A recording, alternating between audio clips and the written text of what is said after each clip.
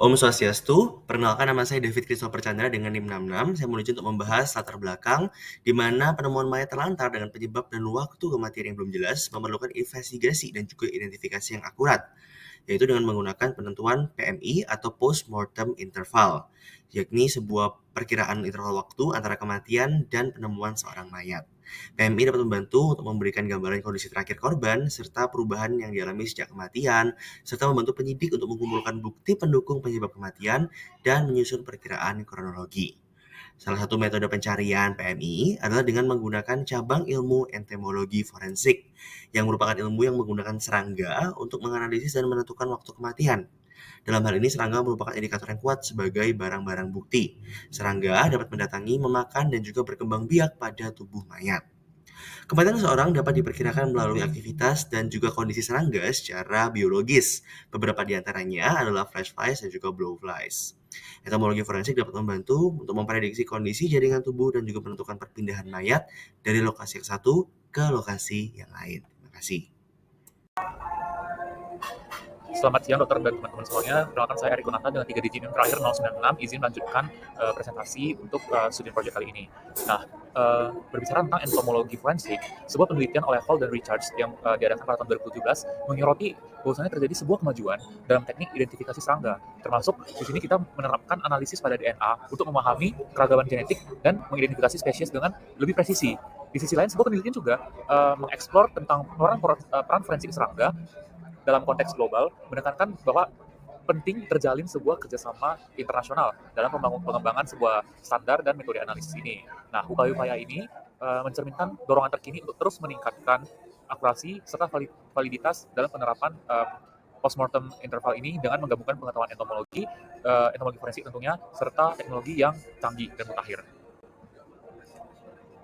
Selanjutnya, terkait dengan rumusan masalah, di sini terdapat 4 rumusan masalah yang kita susun. Yang pertama, apa itu sebenarnya postmortem interval dan juga entomologi forensik. Yang kedua, apa saja serangga pengurai pada jenazah. Lalu yang ketiga, bagaimana cara memanfaatkan siklus hidup serangga untuk kita dapat menentukan waktu kematian tersebut. Serta yang terakhir, apa saja kegunaan entomologi forensik selain untuk menentukan waktu kematian jenazah. Sementara untuk tujuan terdapat 4 juga yang selaras dengan rumusan masalah tadi. Yang pertama adalah untuk mengetahui apa itu postmortem interval dan juga apa itu sebenarnya entomologi forensik. Yang kedua adalah untuk mengetahui jenis-jenis serangga apa saja, serangga pengurai pada jenazah. Selanjutnya untuk mengetahui cara memanfaatkan siklus hidup serangga untuk agar kita bisa menentukan waktu kematian. Dan yang terakhir, untuk mengetahui kegunaan entomologi forensik selain untuk menentukan postmortem interval tersebut. Selanjutnya untuk manfaat, penulisan kajian pustaka ini harapannya dapat memberikan informasi mengenai penentuan postmortem interval dengan entomologi forensik. Besar harapan juga bahwasanya kajian pustaka ini dapat membantu mahasiswa preklinik, khususnya mahasiswa preklinik kedokteran, untuk belajar dan lebih mengerti lebih jauh lagi tentang penentuan postmortem interval dengan entomologi forensik ini. Dan kita juga berharap bahwasanya kajian ini dapat secara langsung maupun tidak langsung berguna secara akademik, khususnya di perkuliahan sebagai mahasiswa kedokteran. Baiklah, untuk presentasi selanjutnya akan dilanjutkan oleh teman saya. Terima kasih. Perkenalkan, nama saya Pandi Putu Karina Chandra dengan 3 digit NIM terakhir 240. Di sini saya akan mempresentasikan 2.1 definisi postmortem interval. Postmortem interval atau PMI merupakan aspek penting dari praktik forensik, yang mana menentukan durasi antara kematian seseorang dan kesimpulan dari pemeriksaan postmortem, yang berdampak pada ketepatan analisis forensik dan identifikasi bukti fisik. Mungkin sekian yang dapat saya sampaikan. Terima kasih. Halo semuanya, perkenalkan saya Natania Catherine Suteja dengan 3 digit NIM terakhir 175 dan di sini saya akan menjelaskan tentang definisi entomologi forensik. Entomologi forensik adalah ilmu yang membahas mengenai serangga dengan tujuan menganalisis kasus yang berhubungan dengan kematian. Hal ini dapat dilakukan karena adanya hubungan erat antara kehidupan manusia dan serangga yang saling berdampingan. Beberapa serangga dapat menjadi salah satu faktor untuk menentukan postmortem interval sehingga dapat membantu dalam proses penyelidikan forensik. Serangga mediko-legal merupakan serangga yang digunakan sebagai bukti dalam kasus-kasus kematian dan umumnya yang digunakan adalah serangga pemakan daging. Lalu evaluasi aktivitas serangga dalam entomologi forensik dapat membantu memperkirakan waktu kematian dan jika terdapat perpindahan mayat. Terdapat beragam jenis dan spesies serangga yang memiliki kemampuan bertahan hidup tinggi. Serangga pemakan daging yang tertarik pada bangkai hewan dapat menjadi indikator waktu kematian berdasarkan siklus hidupnya.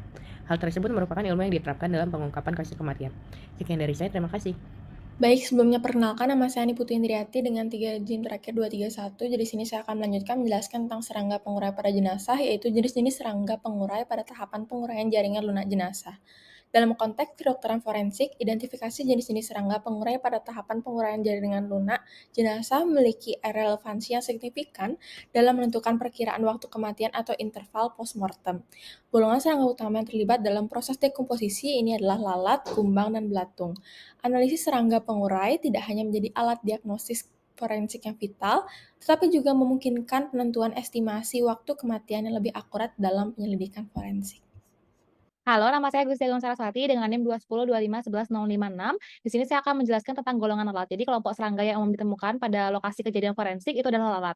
Nah, lalat ini sering digunakan untuk menentukan postmortem interval atau PMI atau waktu kematian. Nah, ada beberapa jenis lalat yang sering ditemukan pada kasus forensik. Di antaranya itu adalah Zoosporophag atau lalat makan bangkai, lalu alat rumah atau disebut dengan Musca domestica, lalu juga ada lalat daging atau disebut dengan Colipordi, lalu ada alat kerbau atau disebut dengan Crossisomia megacephala dan juga alat kumbang. Nah, setiap jenis alat ini memiliki siklus hidup yang berbeda-beda dan dapat memberikan petunjuk tentang berapa lama sih jasad ini telah berada di tempat kejadian. Beberapa jenis alat seperti alat daging akan datang dalam waktu beberapa menit setelah kematian. Sementara alat rumah biasanya itu menunda datang hingga tubuh ini mencapai tahap pembusukan yang lebih parah. Nah, biasanya alat ini tertarik pada aroma yang tidak sedap yang dihasilkan oleh mayat yang membusuk. Lalu alat betina akan bertelur pada mayat dan setelah telur menetas, larva akan memakan mayat tersebut. Sekian dari saya, terima kasih. Perkenalkan, nama saya Gerandra Utama dengan 3 digit yang terakhir 100. Di sini izin menjelaskan terkait golongan kumbang sebagai serangga pengurai pada jenazah. Dalam forensik entomologi, kumbang dapat membantu menentukan PMI atau interval postmortem dalam penyelidikan forensik karena pola makan dan perkembangan yang spesifik. Terdapat beberapa pola. Yang pertama adalah pola suksesi, di mana kumbang mempunyai preferensi berbeda terhadap tahapan dekomposisi yang berbeda. Kumbang tertarik pada bau dan gas yang dikeluarkan selama proses dekomposisi. Yang kedua adalah siklus hidup. Kumbang mengalami metamorfosis sempurna yang meliputi tahap telur, larva, kepompong, dan dewasa. Durasi setiap tahap relatif konsisten untuk spesies tertentu dalam kondisi lingkungan yang tertentu juga. Yang ketiga adalah faktor lingkungan, di mana spesies kumbang yang berbeda mempunyai persyaratan lingkungan yang berbeda-beda. Faktor-faktor seperti suhu, kelembapan, dan ketersediaan sumber makanan mempengaruhi perkembangan dan aktivitas. Dan yang terakhir adalah kekhususan geografis, di mana kumbang memiliki distribusi dan preferensi berbeda-beda berdasarkan lokasi geografisnya. Sekian dari saya, dilanjutkan oleh. Selamat pagi, perkenalkan saya Marta dengan 3 digit yang akhir 064. Di sini saya akan menjelaskan mengenai belatung sebagai serangga pengurai pada jenazah. Belatung atau larva lalat dapat membantu menentukan interval postmortem dengan mengidentifikasi spesies belatung dan tahap perkembangannya. Belatung melewati tahap pertumbuhan yang berbeda yang dikenal sebagai instar saat mereka memakan jaringan yang membusuk. Maka dengan mengukur ukuran dan perkembangan belatung, ahli entomologi forensik bisa membuat kesimpulan tentang waktu sejak pengendapan telur dan perkembangan pembusukan. Selain itu, faktor lingkungan seperti suhu dan kelembapan juga memiliki peran yang penting dalam perkembangan belatung. Maka dengan mempertimbangkan faktor-faktor tersebut dan membandingkannya dengan tingkat pertumbuhan belatung yang diketahui, ahli entomologi forensik dapat menyempurnakan perkiraan interval postmortem mereka. Di sini yang menjadi catatan adalah bahwa interval postmortem menggunakan belatung bukanlah ilmu pasti dan memerlukan analisis yang lebih cermat dengan mempertimbangkan berbagai faktor, sehingga biasanya digunakan bersamaan dengan bukti forensik lainnya untuk membangun pemahaman yang lebih komprehensif. Mungkin itu yang bisa saya sampaikan, terima kasih. Perkenalkan, nama saya Ketut Gayatri Kurnia Putri dengan 3 digit yang terakhir 235. Di sini mohon izinnya untuk menjelaskan mengenai siklus hidup serangga pengurai. Proses dekomposisi juga dikontribusi oleh serangga yang disebut dengan anaerobic digestion. Organisme juga berperan dalam proses biokonversi berupa jamur maupun serangga. Biasanya disebut dengan organisme deskriptif seperti black soldier fly atau lalat hitam dan juga kumbang. Pada siklus hidup serangga pengurai oleh lalat hidup, yakni lalat betina yang sudah siap sepenuhnya, selama 3-6 hari dan mampu bereproduksi akan menjadi lalat dewasa sekitar 15-25 hari. Dengan masa larva 1 hingga yang ketiga adalah masa aktif serangga tersebut dan melakukan penguraian diikuti dengan masa dewasanya. Sedangkan pada golongan kumbang memiliki 4 siklus hidup. Pada tahapan telur, biasanya kumbang betina yang tergantung spesiesnya akan bertelur ratusan telur kecil putih atau kuning yang telurnya akan disimpan pada daun maupun kayu. Pada masa saat larva, dia akan jadi sangat aktif sama seperti lalat untuk keberlangsungan hidupnya. Lalu akan terjadi molting atau pembentukan kepompong untuk hibernasi sebelum akhirnya menjadi kumbang yang dewasa. Mungkin itu saja yang saya sampaikan mengenai siklus hidup serangga pengurai. Untuk topik lainnya akan dibahas oleh teman saya. Terima kasih. Selamat siang dokter dan selamat siang teman-teman. Perkenalkan saya Sabrina Maria Pangaribuan dengan 3 digit NIM terakhir 167. Saya izin melanjutkan untuk presentasi mengenai faktor yang memengaruhi siklus hidup serangga pengurai. Jadi faktor-faktor yang memengaruhi siklus hidup serangga termasuk jenis serangga pengurai adalah potensi biologis dan ketahanan lingkungan.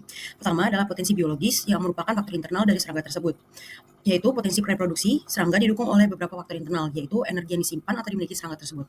Kekuatan ini disebut biopotensial atau kemampuan serangga untuk memperbanyak diri, atau biopower serangga diklasifikasikan lebih lanjut sebagai berikut. Yang pertama adalah kesuburan. Kesuburan adalah kemampuan suatu serangga untuk bereproduksi pada waktu tertentu dalam kondisi lingkungan yang optimal. Berikutnya adalah daya disipatif, yang merupakan kemampuan untuk menjauh dari lokasi semula ketika lingkungan yang sudah tidak bisa sesuai lagi untuk memenuhi kebutuhan hidup. Hal ini dapat terjadi ketika jumlah individu dalam suatu populasi sangat berdekatan atau ketika jumlah makanan berkurang. Berikutnya adalah faktor ketahanan lingkungan. Ketahanan lingkungan adalah kondisi atau keadaan lingkungan yang menghambat aktivitas vital dan pertumbuhan populasi suatu hama atau seluruh unsur atau faktor lingkungan, baik secara sendiri-sendiri maupun bersama-sama, menghambat pertumbuhan populasi. Komponen ini dipengaruhi oleh faktor fisik, gizi, biologis, dan manusia. Sekian presentasi dari saya, terima kasih. Perkenalkan, saya Caitlin. Saya akan menjelaskan soal pemanfaatan siklus hidup serangga untuk perkiraan waktu kematian. Segala jenis serangga diketahui tertarik pada jaringan tubuh manusia baik selama hidup maupun selama kematiannya. Dan berbagai tahap kerusakan jaringan tubuh manusia akan menarik jenis serangga yang berbeda-beda pula, di mana proses penguraian tubuh manusia dibagi menjadi beberapa tahapan. Yang pertama yaitu fresh stage. Fase ini mencakup waktu antara timbulnya kematian dan timbulnya kembung. Serangga pertama yang muncul yaitu lalat tiup atau Calliphoridae dan lalat daging atau Sarcophagidae. Tahap kedua yaitu bloated stage, di mana fase ini bakteri anaerob menghasilkan gas sebagai produk sampingan dari proses metabolisme yang dapat menyebabkan perut kembung. Tahap ini mempengaruhi fauna tanah normal karena tanah di bawah jenazah cenderung bersifat basah, dan populasi Calliphoridae serta Sarcophagidae biasanya mencapai puncaknya. Fase ketiga yaitu decay stage, ketika gas bocor dan bangkainya mengempis, pembusukan pun dimulai. Pada tahap ini, massa belatung yang besar dan dominan terbentuk. Selain itu, gelombang besar coleopteran predator mulai berdatangan. Fase keempat yaitu post-decay atau dry stage, di mana integritas bangkai berkurang menjadi kulit, tulang rawan, dan tulang selama tahap ini. Saat ini, jenis kumbang pemakan bangkai kering akan mendominasi. Dan tahap terakhir yaitu skeletal stage, yang tersisa dari bangkai pada tahap pembusukan terakhir hanyalah tulang dan rambut, dan pada tahap ini tungau merupakan satu-satunya indikator PMI atau postmortem interval yang berguna karena sebagian besar serangga yang pernah hinggap akan pergi. Itu yang dapat saya sampaikan, terima kasih. Perkenalkan, nama saya Sivania Iglesia dengan NIM akhir 127. Terdapat juga pemanfaatan entomologi forensik selain untuk perkiraan waktu kematian. Yang pertama adalah penentuan lokasi kematian. Serangga tinggal pada habitat tertentu saja. Jadi kita dapat menentukan lokasi kematian dari jenazah berdasarkan dengan identifikasi dari habitat serangga yang ditemukan pada jenazah. Kita juga dapat mengetahui apabila jenazah telah dipindahkan setelah kematian, yaitu apabila terdapat perbedaan informasi antara lokasi ditemukannya jenazah dengan habitat dari serangga yang ditemukan pada jenazah. Identifikasi dari serangga ini dilakukan menggunakan biologi molekuler, yaitu dengan metode RAPD, AVLP, dan STRS. Selain itu juga kita dapat melakukan identifikasi penyebab dari kematian, yaitu kematian yang disebabkan oleh intoksikasi substansi tertentu. Identifikasi substansi ini dilakukan pada serangga, dan metode ini dapat dilakukan terutama pada jenazah yang telah mengalami dekomposisi, karena sulit untuk mengidentifikasi substansi pada jaringan yang telah mengalami dekomposisi. Terima kasih atas kesempatan yang diberikan. Perkenalkan, saya Hikmah Sananta dengan 3 digit NIM terakhir 001. Saya akan menyampaikan mengenai kesimpulan. Entomologi merupakan salah satu cabang ilmu zoologi yang mempelajari serangga.